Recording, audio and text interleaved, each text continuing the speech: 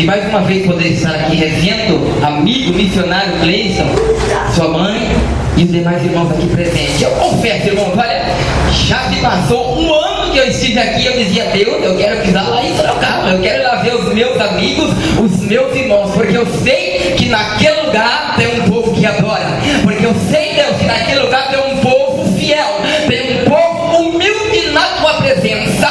E é isso que Deus quer, querido. Deus nessa noite, Ele está procurando os verdadeiros adoradores, aquele que adora Ele em espírito e em verdade. Então nessa noite, se você é adorador, pode glorificar a Ele, pode adorar a Ele nessa noite, porque o que você veio buscar nessa noite, você vai levar. Aleluia, vamos adorar a Deus nessa noite. Aleluia, glória a Deus.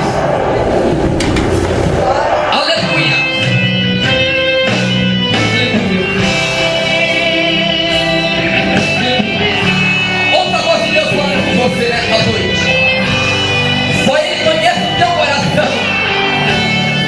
Aleluia. Não dá pra esconder, não dá pra disfarçar. Está escrito, irmão, em seu olhar. Não dá mais pra fingir, aleluia, brincar e até sorrir, mas depois escondido é só chorar, aleluia. O medo invadiu a sua vida, tão cheia de questões mal resolvidas. Por isso você está aqui nessa noite, querendo tanto ouvir de Deus uma palavra de carinho, uma palavra de conforto. Eita, pois não suporta mais os fortes vendavais que querem afundar o seu barquinho. Mas não vai afundar não, Jesus está contigo. Parece até que o céu está fechado, mas Ele olha e se abriu. Você com fé clamando em Deus, calado, mas hoje Ele vem te responder. Por isso eu vim aqui pra te falar, aleluia, que esse pesadelo ele vai ter fim nessa noite, em nome de Jesus.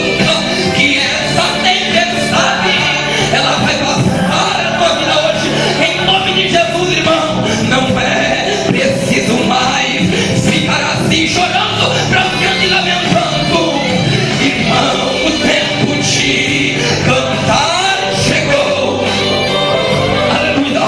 Levante agora e use a sua fé, aleluia. Olha na tua fé nessa noite, teu choro, o coração de Deus tocou. Quem chora, bem-aventurado é, quem chora, bem-aventurado é, aleluia. Glória a Deus. A promessa dele para a sua vida, irmão, não caiu por terra, não, aleluia.